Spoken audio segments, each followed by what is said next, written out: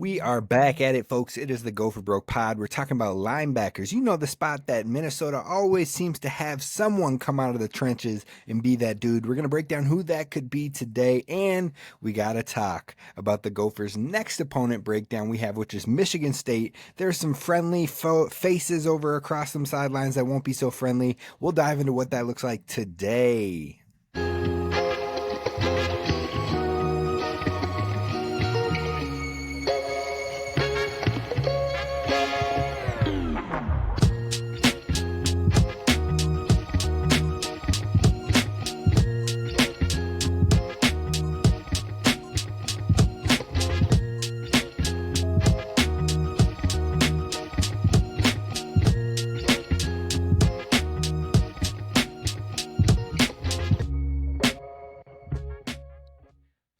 What up? You're listening to the Gopher Broke Podcast. This is Kane Rob. You've got Tristyn Spann-Ford. We are your weekly co-hosts, kicking it off, talking Gophers football once a week. We are almost getting to the season. In fact, we have officially kicked off fall camp. So the Gophers are underway. There's a chance to see them this Saturday at the stadium for the first open practice. The diaper drive's going on. Be sure to donate for that. And we've been kicking off position group breakdowns for the last almost 6 to 8 weeks now. So if you have a specific position that you are interested in, be sure to go check those shows out. Be sure to hit subscribe over on YouTube, follow wherever you get podcasts. I've seen y'all dropping 5-star reviews over on Spotify. Absolutely love it. If you want to drop some on Apple Pods too, we would appreciate it. But most of all, we appreciate you tapping into this show. So Tristyn, how you feeling? How you doing? It's been a minute. There's a football game on tomorrow, and there is no greater feeling. And I'm saying there's a non-zero chance I watch at least 2 quarters of that Hall of Fame football game tomorrow. Meaningful football. Not meaningful. Not meaningful football. Not meaningful in the slightest. But give me Hendon Hooker versus Trey Lance any day of the week. Hey. As long as that week it falls not during a regular season football game. Look, those two names are at least recognizable. Like, that's what I'm saying. People have heard of Hendon Hooker and Trey Lance. So you might actually find me tapped in for a couple quarters now that you bring it up. Hey. That's what I'm saying. We got to support. First of all, love Trey. We got to support him. That's going to be a great time. Hendon Hooker was fun to watch, and it's football. Who cares? It's football. I'm gonna watch a little bit. Yep. I feel you. Now we messed up last week. We absolutely dropped the ball last week, Tristyn, because we did not have a gripe. We didn't have a gripe. What is going down? We got to make up for it. What is the gripe of the week? What do we got going? That's tough. My gripe, honestly, this week, dog. I was so sick on Monday. Ooh. I don't know what happened. We were in a wedding in North Dakota on Thursday and Friday, and Saturday. We got home, and I was down so bad. And I couldn't even, I guess I was mad at the world, mad at viruses. But I couldn't walk. I was like shaky. My body was achy.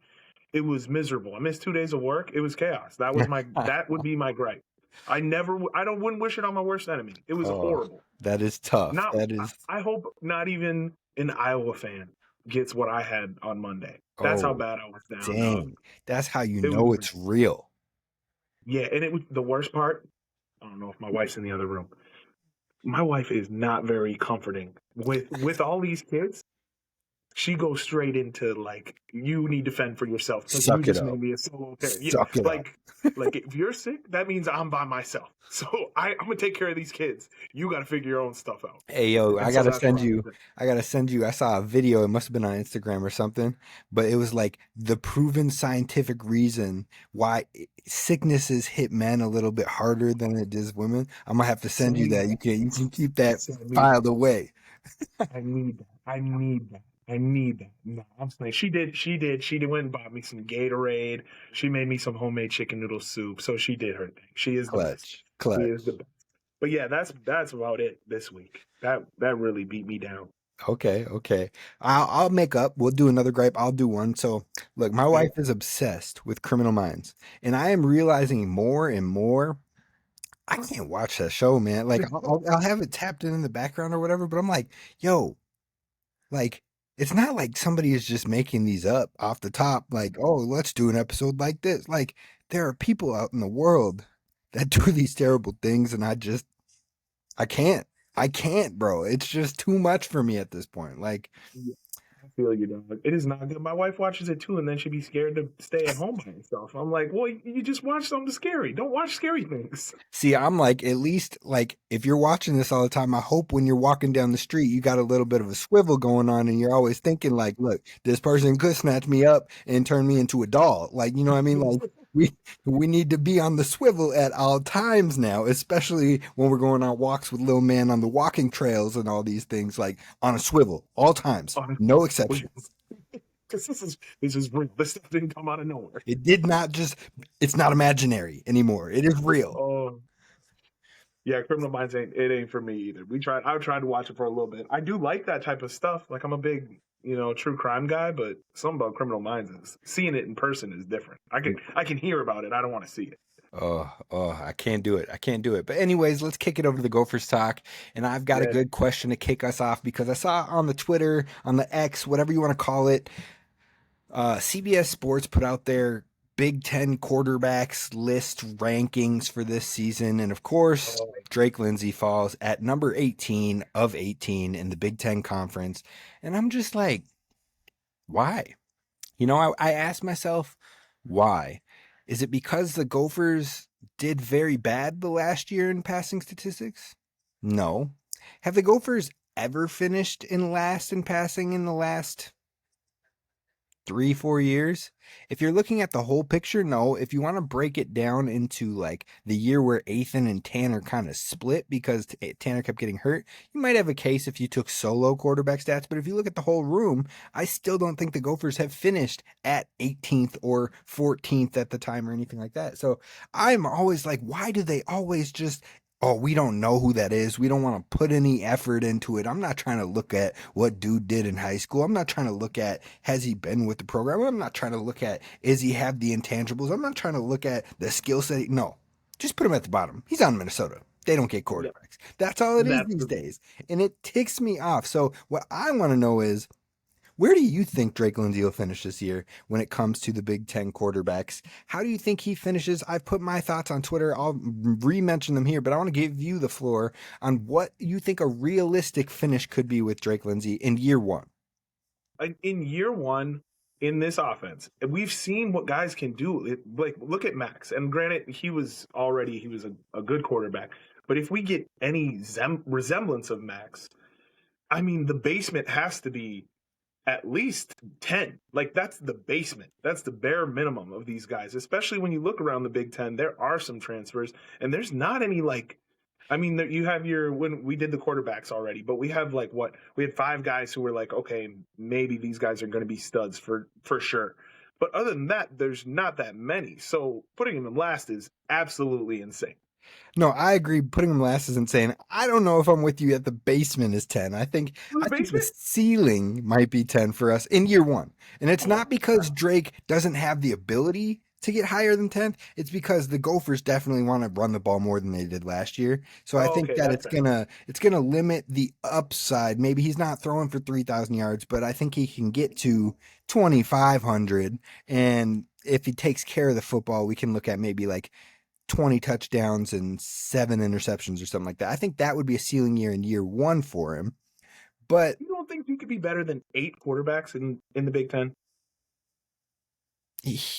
I don't. You know what I'm saying? When I'm not saying that I'm not saying that he can't. I think that it's just like if he is, it's because it was a great year, like overall. I think that they're really going to lean into that run game. I think realistically, I would put him in that 12 to 14 range, knowing in year 2, if I saw that and he gets to 12 to 14, we're winning games and all that. Look, I'm going to talk myself easily into the top 10 the next season. But I think for year one, and we haven't seen him throw more than 5 passes in college, I think I would set the bar around 12 to 14, knowing his elite trait in high school was anticipatory throwing, which is everything that this offense needs. Knowing he was like 91 touchdowns to 9 interceptions in his high school career, knowing he threw for like dang near 6,000 yards his senior year alone. Like, the dude has all the traits. I don't care who went after him in recruiting. That's past. That's old news. Like, we're not in high school anymore. He's been with the program for a year, and he was attached to that quarterback who set some program records in 1 year. He got to work with the QB coach that worked with that quarterback who not only worked with Max Brosmer, but was with Jalen Hurts, was with CJ Stroud, so he's had some reps with him. He worked with different skills coaches along the way, and I think Drake has a lot to show, and I think he's going to wake a lot of people up. But I think that the biggest thing for me that limits how high the upside is in year one is wanting to rush the ball more and not knowing what we have for sure in that wide receiver room. I think there's a lot of depth there, there's a lot of opportunity there, but will they catch the ball? Will we make sure that those completions are happening, what have you? So I'd put him in that 12 to 14 range, but I do not think he's going to be 18 at all. I literally don't even consider it a 1% chance. The only way he's finishing at the bottom of the conference is if he gets hurt. That's where I'm at, right? That's what I was going to allude to. Is literally the only way he finishes 18 is if he doesn't play the whole season. So yeah, I'm with you 100%. I think that it's getting old, man. It's getting old. It's like, we don't know about this dude. We don't want to look at it. He's at Minnesota. Put him at the bottom. Like, you put Ryan Brown, who's been at Purdue for 2 years, hasn't really started a game, has a completely new staff that doesn't need to trust him and could replace him at any point in the season, and you have him in front of Drake Lindsay? Yeah, that's crazy what are work. we doing? It's crazy work. What are we doing here? It's like, okay, so part of me is always like, okay, I'd rather be underestimated than, they put him at 10 and then we have an average season. But at some point, you got to put some sort of respect on the program. Right. But last, I mean, that's I looked at saying. it. Like, even when we talked about PJ and like his coaching and the stuff that he does well, it's still like boggles my mind when they talk about like all time like these tenured coaches or in the Big Ten, because he's not like playing for a national championship every year. He does get left out. Like, it's just the Gopher name. Like, it's something about just Minnesota that gets branded as not competitive. Like, don't worry about them. They're not competitive. When we have these winning seasons, it's egregious. Yeah, and then they try to call it a fluke when they end up with that L in the season. I'm just saying. Every time. But last year, Max Brosmer, 6th in the conference in passing yards, 6th in the conference in passing touchdowns, 7th in the conference in QB rating. Like, he was literally a top 7 guy in the 3 biggest categories of passing in the Big Ten Conference. Same offense is going to be here. Drake Lindsay was attached to his hip. Drake Lindsay has a bigger arm. Max Brosmer believes that Drake Lindsay could outdo him. Like, he wants him to outdo him because he had a part in helping grow his game and make him ready for this season. And like, some Gophers fans have been like, whoa, Kane, like, Max Brosmer had experience coming in. And I get that. That's all fine and dandy and everything like that. But in this list, we've got Ethan Kalikmanis, who's been up and down, left, right, sideways when it comes to production. So who knows? Ryan Brown, I just mentioned, who I don't know if he's actually started a game. He's had snaps here and there, but like, not a dude at Purdue who was 0-11 in the conference last year or what have you, 1-11, whatever it was. It wasn't good, I can tell you that. Then you've got Aiden Childs, who everybody tells this kid he's like a top 10 quarterback at Michigan State. Why? Because he had a really good game as a true freshman at Oregon State, but then we haven't seen anything since then. Like, it's like, once people set their decision on this is what you are, unless you absolutely suck or you absolutely skyrocket, they just stick to that belief. Even if you do worse than that belief, no, he's got this upside, man. He's got this upside. And then on top of that, Dante Moore looked horrible in his games at UCLA. Now he's with Oregon. Hopefully he's a better offensive system. Hopefully he can do better.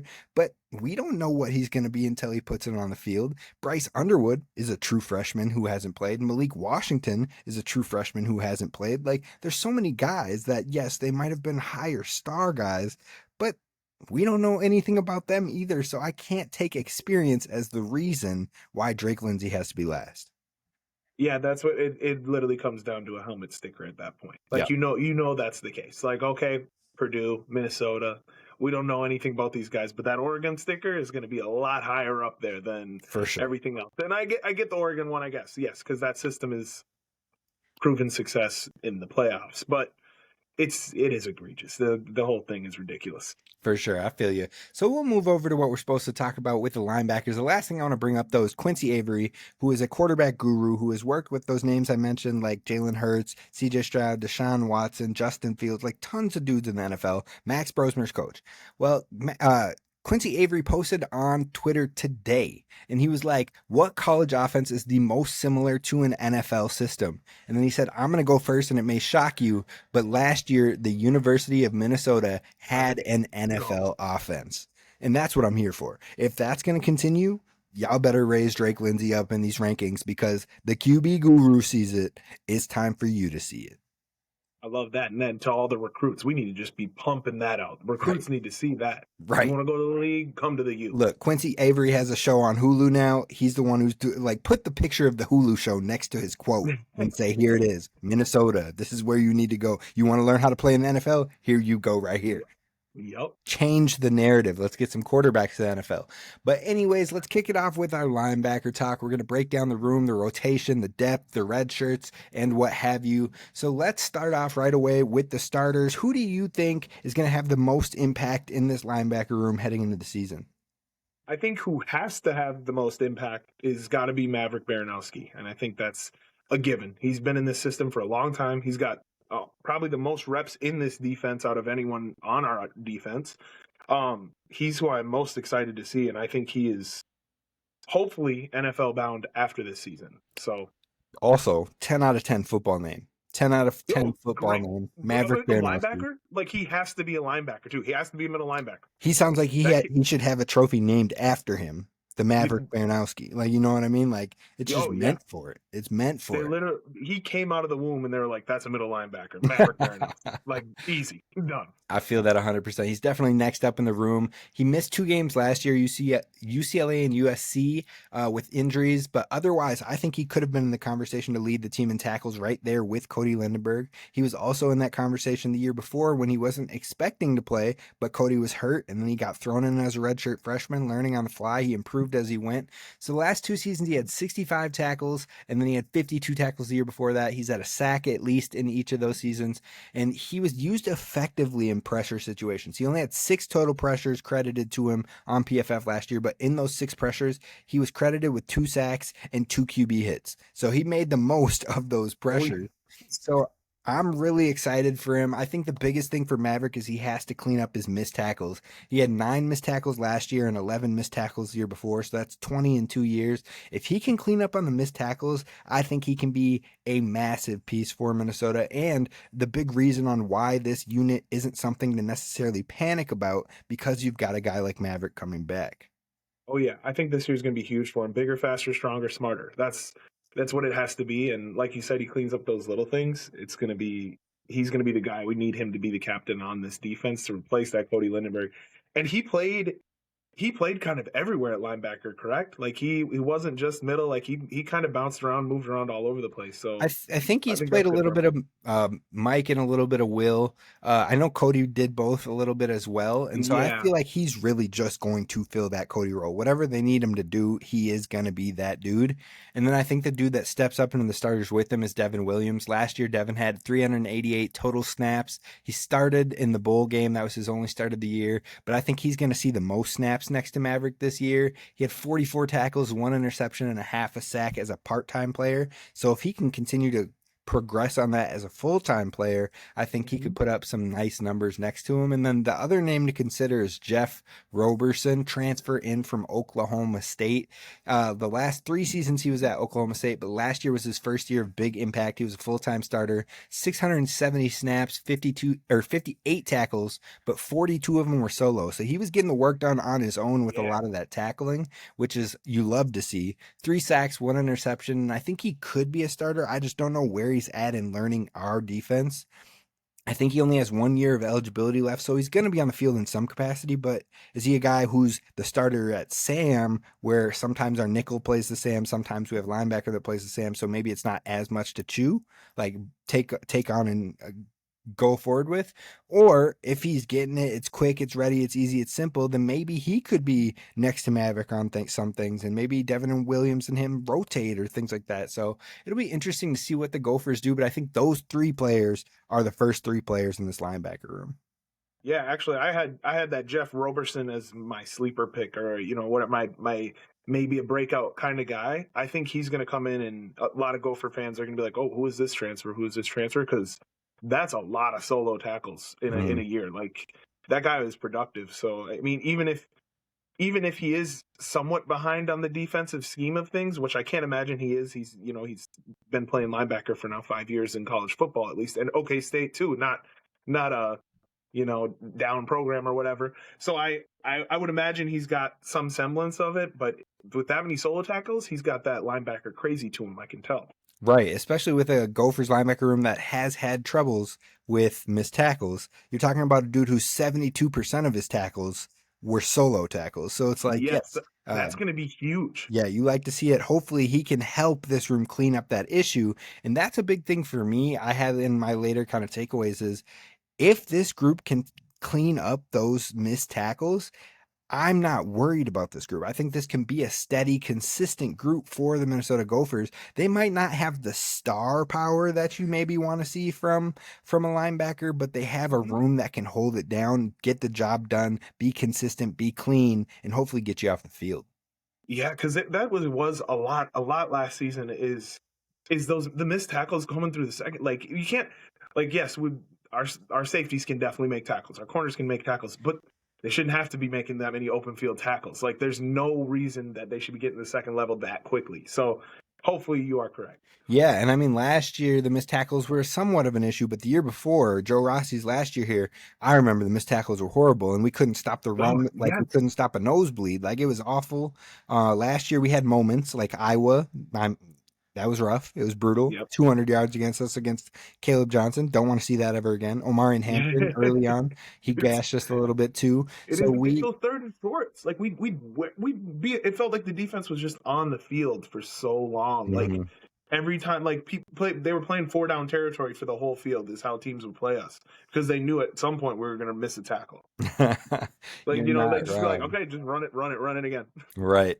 So we've talked about the three guys that could be starters. I think the other players to be on the lookout for in the rotation here, you've got Joey Gerlach, who has been in the linebacker room for this is going into year 3 now. He hasn't really played a ton as far as like defensive snap goes, but he played a ton on special teams. He actually made some huge plays last year on special teams. I think he had a block punt last year, so that was huge. But I think he's probably going to see a similar amount of what he saw last year. He plays that Sam linebacker position, so that's the one that rotates with the nickel depending on the package that we are putting out there on defense. So he's not a full-time player, not a huge starter type player, but I think he'll get some tick. I mean, he had 84 snaps last year, so I wouldn't be surprised if he's in that like 100 to 120 snaps range. But he's just someone that you want to not make mistakes when different guys need a blow or when you need someone to step in or an injury happens. Like he's a guy that you're hoping can bring some consistency. So him and the next guy I have Derek LeCaptain heading Yep. into year 7. It's Derek LeCaptain's been here since 2019. Like he's I literally was trying to figure out how long he's been here because it just it didn't have like when I was looking online it just says grad, like he's yes. got to go. Yes. He has been here since 2019. And I don't think he's going to be a starter, but he is literally the definition of like whatever the team needs, I'll do it. If you need me to step in and play running back, we've seen him do that a little bit. Yes. If you need me to go play this package only, I'll do it. If you need me to force a fumble on this one play, I have one shot, I will put my body on the line to make sure that I try to force that fumble. Like that is who he is. So he's going to find some snaps. It's just, I don't know the level or the capacity. Also a good name, Le Captain. That's a great last name. That's And he awesome. just happens to be a Gophers captain now. I mean, you have to, right, Exactly. with that kind of name. I mean, yeah, he had no choice. But PJ was like, okay, just print another C. You're here 7 years. You might as well put it Yeah, on. Put exactly. the. You might as well put an L on there. It's not a C patch. It's a Le Captain patch. Is what we got going. But the Little big, L right next to the C. the biggest name to know in this rotation, I think, is Matthew Kingsbury. Probably isn't going to be a starter this year, but he probably sees the most snaps strictly as a linebacker. There's a name that I definitely want to bring up that might play a little more edge and some linebacker. But overall, I think Matthew Kingsbury will probably fill in at the mic, probably fill in at the will, depending on if someone needs a blow, if someone gets hurt. I think he'll find the field. He saw some snaps as a true freshman. He saw some snaps last year as a redshirt freshman. So I think he's a guy that like he's starting to click. He's starting to get there. He has some experience, and now it's like, okay, you're stronger. You've seen the field. Now it's time to make it happen. Step into a bigger role, and then if Maverick leaves to the NFL, Devin Williams, I think, is out of eligibility after this year. We need someone to step up, and you need to be one of those guys that has a chance to do that. So I think that's the role Kingsbury starts to see this year. Yeah, no, that's exactly what I kind of had written down for him. It's just he's the next man up. Like he's got to be ready to go. We got a lot of guys who are not going to be here for sure next year. So, somebody's got to fill that role. Somebody's got to do it. Now, the name I think will find time this year, but I don't know if it's all at linebacker. He's listed as a linebacker, but I think he could be some edge rushing too. True freshman Emmanuel Carmo. I think he was the number one kid in the recruiting class for the state this year, and PJ has flat out said, like, this dude's gonna find the field. It's like Darius Taylor. It's like Greg Johnson. It's like we've seen a few of them over the years, and like he's gonna be one of those guys that they're gonna find a way to carve. Oh, Coy. I have a few of them, and I forget to say Coy's name. Coy. Who? Like, yeah, who? The guy who just got listed for the Bronco Award and the Jim Thorpe Award. I'm just saying. Let's go. Just saying. Let's go. But no, I think Emmanuel Carmo is going to be a guy that it's not just play those 4 games and then shut him down redshirt time. I think he's going to be playing in games throughout the season as a true freshman. But I think that he might rotate in at the edge position as well. He might find himself in unique blitz packages. He might find himself in opportunities to create chaos and get to the quarterback. So I'm curious to see how the Gophers use him because he's listed as a linebacker, but I don't think he's going to be your stereotypical linebacker. No, I'm super excited to see what he looks like. I mean, coming out of high school, he's 6'2", 225. So like even if he put on 10 pounds after, going up to the season, that's what I'd be nervous about, size a little bit. But if he put on 10 pounds, like, he's got to see the field. Just get him going right away. I'm just excited for, at some point, having all these Minnesota top recruits playing at the same time, because that just feels like an ESPN story, like, that writes itself. Like, that stuff that happens at schools like Nebraska and stuff like that. Guys who grew up in Nebraska, you know what I'm saying? Iowa's a big one. Yes. Iowa, like, hey, look at how many of these guys decide to stay home and, want to do it for their state. So I'm super excited about Emmanuel Carmo. I do think, like, I don't see him a ton this year, but I think he might surprise us. I wouldn't be shocked. I hope so. I would not be shocked if he played like 300 snaps. Like, I mean, like if our starting linebacker is seeing like between 600 and 700 snaps, I wouldn't be surprised to see Emmanuel working at 300 snaps with like 150 as a linebacker and in coverage in unique ways, and then 150 on the edge, like coming off of crazy packages and things like that. Hey, I hope you're right. That would be so cool to see him get that many snaps. All right. There's 2 guys in Carmo's class that I think both redshirt. I'll mention them. Ethan Stendell, Nate Cleveland. We're not going to dive too much into them. Hopefully next year at this time we can talk a little bit more about them. But I think both of them redshirt this year. So the last 2 linebackers left in the room are Mason Carrier and Drew Wilson. Now, Drew Wilson, shouts out to him. I believe he was a walk-on when he first initially came here. He'll be a redshirt sophomore this year. He has not seen any action on the field quite yet, but I think he could be a guy to scrap and maybe see special teams this season. We'll see what happens there. But Mason Carrier is a name I absolutely want to mention because he is a guy I think is going to be critical, maybe not this year, but somewhere down the line. He's going to be a redshirt freshman this year. And maybe he finds some rotational opportunities if someone gets hurt or if someone doesn't step up. Like if Kingsbury really doesn't step up and clean things up, or if Roberson, the transfer, just doesn't work, I could see Mason Carrier being a guy that like eventually works his way into the rotation. But I think he's going to be one of those guys that contributes however he can. Like Mariano Suri-Marin, like Thomas Rush, they started in special teams. They started wherever the team needed them. And he's from Detroit Lakes, Minnesota. And another Minnesota guy. Yep. He is literally that next man up for me. I think you had Cody Lindenberg. Before him, you had Mariano Suri-Marin. So you got Mariano. then it goes to Cody, then it goes to Maverick. I think that Mason Carrier is going to be one of those, oh, it's going to him. Like maybe it's not next year, maybe it's 2 years from now or what have you, but Mason Carrier is a Mr. Minnesota. He bleeds maroon and gold, and I think he is going to find a way to contribute the hard way, even if it's not till his redshirt junior season or some point. I think he's die hard for this state, and I think he's gonna find a way to make a name for himself as a Gopher. Culture guys. And you have to be that, especially playing linebacker. Like you have to want to be here because that's a wild man's position. Absolutely. That's the whole room. That's the whole room. I think there's 10 or 11 guys in that linebacker room. We've went through them all. So any predictions you have for this group or any sleepers? You mentioned breakout already with Roberson, but any other thoughts you've got with the linebacker room? No, I mean, you kind of got me hyped up about Emmanuel Carmel. I didn't know you expected him to play that much. I'm very excited about him playing. I remember, like, even when he committed and stuff, I was like, this is sick. So I would go with him as a breakout maybe. And then just, again, Maverick. I think Maverick is going to step up and become that captain on the field, that field general that we need. So I'm excited about that too. Maverick, great name. Yeah, no, I'm excited. This room, like I said, I think that they can be steady, and of course, this is gonna work. I was trying to pull up Emmanuel Carmel, what other schools recruited him, but now I'm apparently not signed into 247, and it's telling me to turn off my ad blocker or whatever. Annoying stuff, bro. Just Too let many me accounts. do it. Too many accounts. It's like a Are you three on the second Premium Plus? You didn't subscribe to the Premium No, Plus. I do, but I'm just 24/7 Premium Plus. apparently I'm not logged in. It just decided me to log me out real quick, so I'm not gonna do the whole login right now.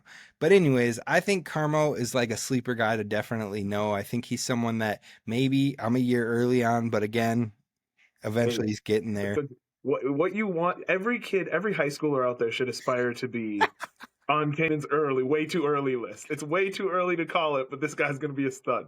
Way too early. But look, man, he had offers from Penn State. He had offers from USC, Wisconsin, Oregon, Ohio State, Kansas Ever heard State, of him? Iowa, and he's a linebacker or edge rusher. Those are schools that, like, if you're going to get him to stay home and whatnot, when PJ says this dude's going to play, you better believe this dude's going to play because he stayed home for a reason, and part of that reason is probably getting on the field early, being a Minnesota guy through and through, and hopefully being a hometown hero. So I think the biggest thing is he will be on the field. It's just how much. I think it's going to be more than the 4-game redshirt limit. I think it's going to be, is it all 12? Is 13 because we're going to a bowl? 15 because we're going to playoffs? Well, Whatever you want to there put we out go. there. There you go. Or 11 is and 2 it is good enough or for is it playoffs. going to be like 8 and it's like in certain spots, certain packages and what have you. So we'll see what happens there, but I do think he's going to be a sleeper for this year. Otherwise, like I said, I think if Robertson or Williams don't step up to the plate, or if there's injuries, Kingsbury's the next guy up. But I think Mason Carrier finds a way to work himself into the rotation, and then eventually, whether it's next year or the year after, so 26 or 27, I think Carrier is gonna be that linebacker dude we're talking about. Love it. All right, we're moving it over to the Big Ten in general. Any names that you're excited to see? Any dudes that you're like, dang, I wish he kind of played for the Gophers. You know what I'm saying? Like, I didn't have a ton of notes on this. that's I'm fine. gonna bounce off ideas from you. Yes, no, I went super quick, super easy on this one. Sunny Styles. I'm sure I'm saying it right. Whichever one I said first is the incorrect one. I'm sure. Um, Ohio State. He is an All-American candidate this year, so I put him at 1. Jyshawn. 10 out of 10 name as well. Yep. Jyshawn Great. Barham from Michigan. He's a dude. I have him at 2. Tony Rojas from Penn State at 3. Aiden Fisher, that's a name to know at Indiana. Dude, I think Indiana's going to be nice again. I think that Indiana's going to be nice again, and it's going to be less so because, like, their offense is like tearing it up, and more so because their defense is going to be badass this year. They've got an awesome edge rusher. They've got Aiden Fisher, who is a sick linebacker. They've got D'Angelo Pons, who is a knockout corner. I think they're going to have some real success on the defensive end. And then if that quarterback that they have is actually what everybody's trying to talk about, like they might be for real again. So definitely no Aiden Fisher, number 4 for me at linebackers. Bryce Boetcher from Oregon is number 5. Daryl Jabome from Rutgers is number 6. Ernest Hausman from Michigan, number 7. Dylan Rosiak, number 8 from Illinois. Christian Allegro from Wisconsin, number 9. And I put Maverick Baranowski at number 10. I do think he's going to lead the team in tackles. I think he's going to find his way there. But linebacker's tough because like you can get dudes who are having like 115 tackles in a year, and I don't know if the Gophers will have that type of dude. If Maverick has that type of season, like peace out, he's going to the NFL. Yeah. See you. Like, So, but if he has like a 80, 90 tackle season, I think he could flirt with the idea of going to the NFL. And I also could see him staying for a senior year and trying to be like, here's back-to-back years of fully healthy, 100 near 100 tackles, and then I know I'm getting drafted sort of thing. So I oh yeah, wouldn't be shocked if Maverick was back as a senior, but we'll see what happens. yeah. If he steps up, I like you said, if he has a 100 tackle season, yeah, there's no See ya. chance. But See ya. yeah, no, it's gonna be on the fence, and I think it is also it's when you get down to that like that redshirt junior year, if the Gophers when the Gophers go 10-2, playoffs, you get that itch like what if we go further next year, and that stuff starts to play in decisions when you go to the league too. So who knows? Who knows? I've slowly been talking myself into the fact that Darius Taylor could stay another year. Like, and Okay, that's not saying he doesn't have a good year this year. That's me saying if he doesn't get the NFL feedback he wants, or if people start to do the helmet school approach of like, oh well, the Penn State kids and the Notre Dame kid, and you find Darius Taylor at number 5 in the running back class, I could see him being like, look, I'm gonna show y'all again after I break 1,000 yards this year, after I have 500 receiving yards this year. Why you're wrong. I'm gonna do it again, and I'm gonna be a top 3 back. I could see that route going for him too. Plus, I know he loves it here, and so I think oh yeah, if he doesn't find himself in the position where he wants to be, I could see him being like, I'm gonna prove y'all wrong and get there, and playing a senior year here. So I am talking myself into some of these guys potentially coming back the next year. I like that. I like that energy from you. Just to get crazy with it. Get crazy with it.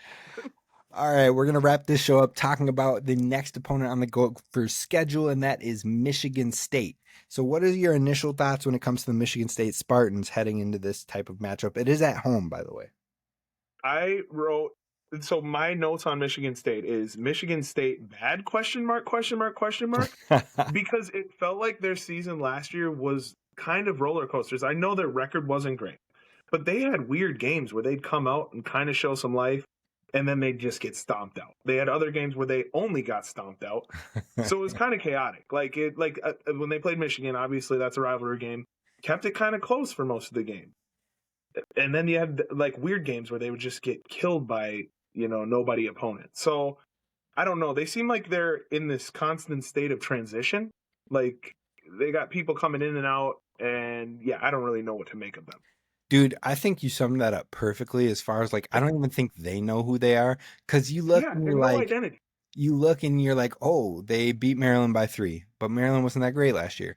Oh, they played Prairie View A&M and beat them 40-0. Like, oh, cool. They played FAU and they beat them 16-10. Like, bro, you only beat FAU 16-10. Like, and then you look and you're like, oh, they lost to Boston College, who wasn't great last year. Oh, they got curb stomped by Ohio State and Oregon. Okay. Oh, they Normal. beat Iowa. Like, what? They beat Iowa, then they lose to Michigan, who didn't have a quarterback, but rivalry game, so we'll give it to them. Then they get blasted by Indiana, 47-10. Blasted by Illinois, 38-16. They beat Purdue, like, thank you, Jesus. Yeah, And then that's they good. lose to Rutgers, 41-14. Like, it's like this Michigan State team, I still think they're a year away from maybe even competing for a bowl. I know some people are like, oh, they're going to be more competitive this year. And I just don't know if I'm there. I think that they can compete in some games, but I wasn't super impressed with them in year one of their head coach last year. I think that their quarterback is consistently getting overhyped, and he hasn't done enough to earn that hype. And then on top of that, I think the things you love about Joe Rossi you saw in bits and pieces last year, but also the struggles we saw in Minnesota you saw come to light again last year with Michigan State. So overall, they were 46th in the country in pass defense, 32nd in rush defense, 34th in total defense, 77th in the country in scoring defense. But then you look at turnovers, they were 117th in the country. They only had 11 turnovers gained last year. We saw that issue with Minnesota and not generating as many turnovers as we want. And then sacks, they were 103rd in the country in sacks per game. They only had 19 total sacks. And again, another issue we saw with Minnesota is we couldn't get to the quarterback. We'd create the pressures, but we couldn't get home and finish it. So it's like you see those same struggles happening, but year two, I think Rossi will improve the pass defense, the rush defense, those numbers. They'll probably be in the like top 30 at that point, which we found ourselves in a lot. But that sacks and turnovers numbers consistently seems to be an issue. So I think the biggest thing I'm curious about with this Michigan State matchup is like we're playing a dude that we know and he knows us. And we saw that happen last year with Rutgers. Like, you can't take it lightly because they know how a lot of this staff thinks and they'll play into it. And if you don't capitalize or if you have errors, they will take advantage of it. So I think that's the biggest thing that would worry me about this matchup, because Rossi plays to his personnel strength, but his defense doesn't have the best in turnovers or sacks. But at the same time, he has great halftime adjustments. He is going to sell out to stop whatever your strength is. So knowing the Gophers want to run the ball with Darius Taylor and AJ Turner, he's going to sell out to stop the run. And he's going to be like, Drake Lindsay, prove it. First year quarterback, prove it. Prove you're not going to throw a turnover. Prove you're not going to throw an ill-advised throw. Prove you're not going to drop the ball when scrambling out because my dude's going to punch it out. He's going to do everything in his power to try and make this game be in Drake Lindsay's hand. And I believe in Drake Lindsay, but he's going to have to prove it in this one. Yeah, it's going to be a huge game where it's going to have to be us playing our style of football and not be deterred, because you just don't know what you're going to get. You don't know what Michigan team is going to show up. And that's what I think is the hardest thing to predict, because they don't know which Michigan team is going to show up. Like they have no clue whether we're coming out to play today or, like I didn't look at their schedule either, who they're coming off of or going to. I think I always look at that just because I think it's such a big part of college football, just because they're kids. These are just kids. Ooh, so Michigan State the week before us plays Michigan in their big rivalry. That's and the huge. Week after us plays Penn State. So see, like we got them kind of on a nice little week.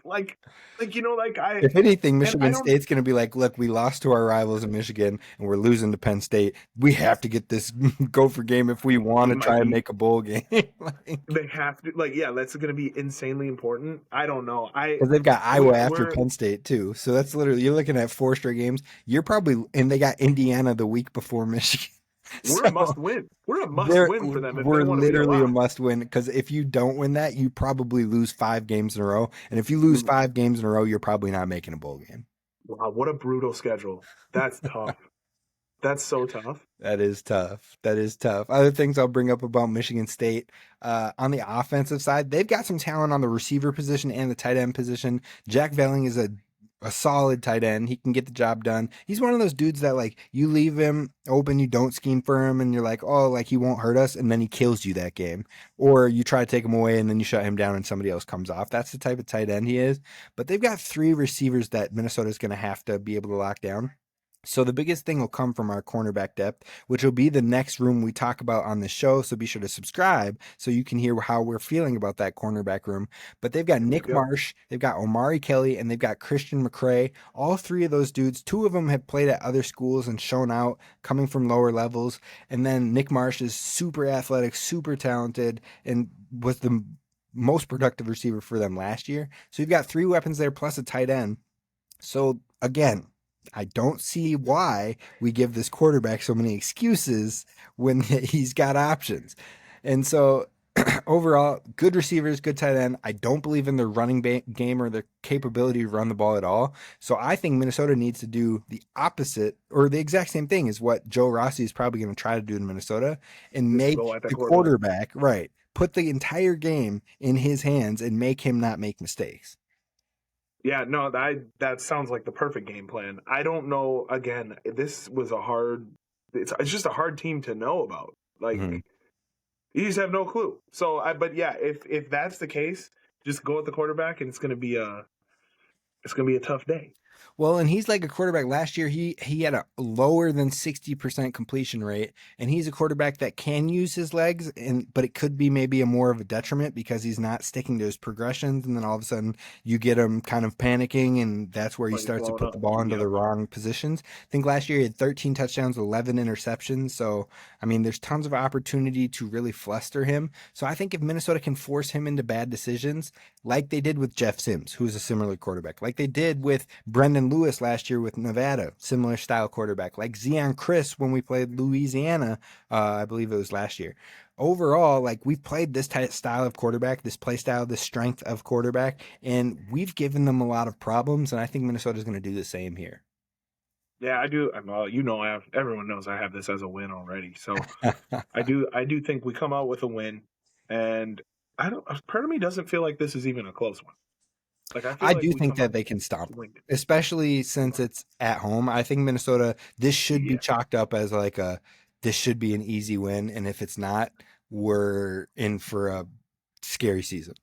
yeah, this is going to be a good. This is a like a noon kickoff win. Love that. Love that. It's not a like, oh yeah, you can take it easy game, but it's like a okay, we can take a little breather. And the nice thing is Yeah, you win this game and then you get a bye week and then you play Oregon at Oregon. So it's like as long as you handle business here, maybe you can get the backups we in. Maybe you can get some backups getting some extra time, get those starters off their feet, cooling a little bit. And then you get a bye week, you get to lock in extra prep, and then you go to Oregon and pull an upset. You know what I I mean? love that. Like, I I feel love it. that. I would love that. Oregon upset is going to be electric. I can't wait for that. That's going to be my favorite part of the season. That's going to be your favorite part. He's already got it booked. All right. The final thing we're going to wrap up today's show on, I've got a fun question for you. I want to know who is your dream non-conference matchup for the Gophers to add to the schedule in the future? I'm going to give you some time to think about this for a second. I'll tell you who is on our non-conference over the next few years, just so you know who's coming, who's not, and what have Yep. you. But I want to know who your dream one would be over the next 5 years or so. So in 26, we've got Mississippi State, Eastern Illinois, and Akron. So we've got another kind of two easier games with a power school. Then you've got the next year, a little more difficult, San Jose State, which is a quality G5 school. Then Mississippi State again, SEC school. And then Lindenwood, who you should absolutely smack. 28, we've got North Dakota. Then we've got Bowling Green, and then we've got Cal. Now that sounds like an easier schedule, but you can't sleep on North Dakota and Bowling Green because we've already seen what happens when you sleep on North Dakota and Bowling Green. Yep. Yep. Yep. Then after that, 30. So we've got nothing on the schedule for 29, nothing on the schedule for 31. But 30, we've got North Dakota on the schedule again. And then 32 and 33, we've got Bama home and home for the upcoming. And that's everything we've got so far on the non conference. So I want to know, like 29, who would you love to see as a matchup for the Gophers in 2029? So it's tough to pick a team that I really want to see us play. For the boys, I would love an LSU game at night. Ooh. Now, I know that is a tough place to play. I know that it might not be a win, but I think for the boys, for the team, hell of an experience. Hell of an experience. Death Um, Valley. and that would be crazy. That would be just fun to see. Fun to see. Although I hate that uniform matchup, I don't want to see those two colors on the field at the same time. It's That's fair. gross. Um, but man, non-conference game, it's kind of tough because I want it to be a win. Obviously, like a Clemson. Like we've played them before in a bowl game. We've beat them in a Have bowl we? game. Or no, not was I it don't think we Clemson? have. No, it was Auburn. You're thinking of Auburn. Auburn. I'm thinking Auburn. Clemson wouldn't be bad though. I'm gonna say So it's got to be winnable. You want it to be winnable. You know what I'm saying? I got a fun thing after this that I'm going to bring up, but I think overall, if we're talking winnable, honestly, this is going to sound like the wildest hot take, but I have two different schools I'd throw out here. The first one is Miami because I think they're really good. I think they have Yeah. great Yeah. NIL, great facilities. They buy their players. Great. Good for you.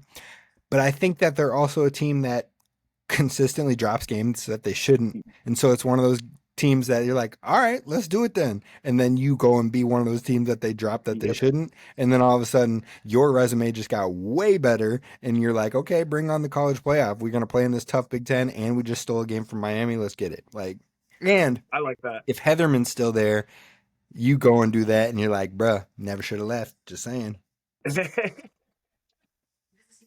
What about like a Florida State? Maybe a Florida State like 3 years ago.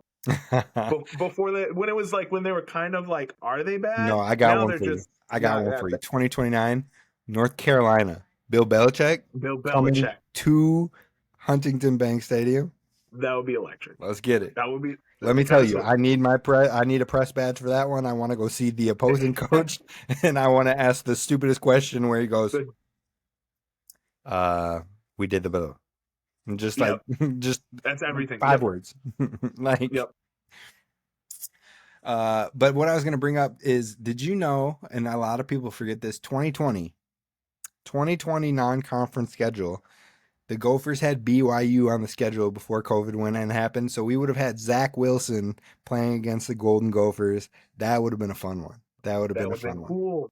That would have been Especially when cool. they're out there rocking all these headbands, like anytime, any place, we'll take on anyone, anytime you play. I wish the Gophers would have just shut that down.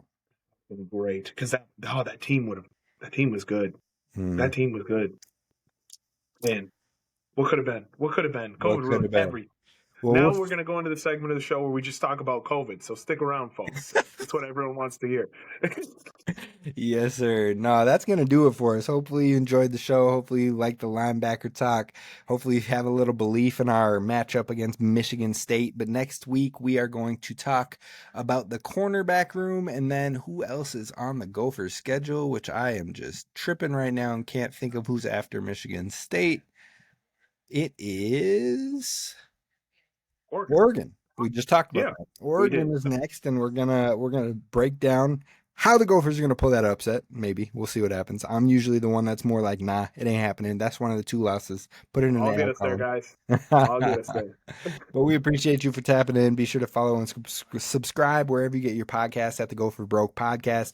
We will see you next time. We'll look forward to it. If you have any ideas for fun questions at the beginning or end, let us know. If you have any ideas for in-season segments, let us know. We'll be sure to get this thing popping. But we appreciate y'all for listening, tapping in, and hitting subscribe. We'll see you next time. Row the boat, Sky, you might go Gophers as always. And don't forget to hit subscribe.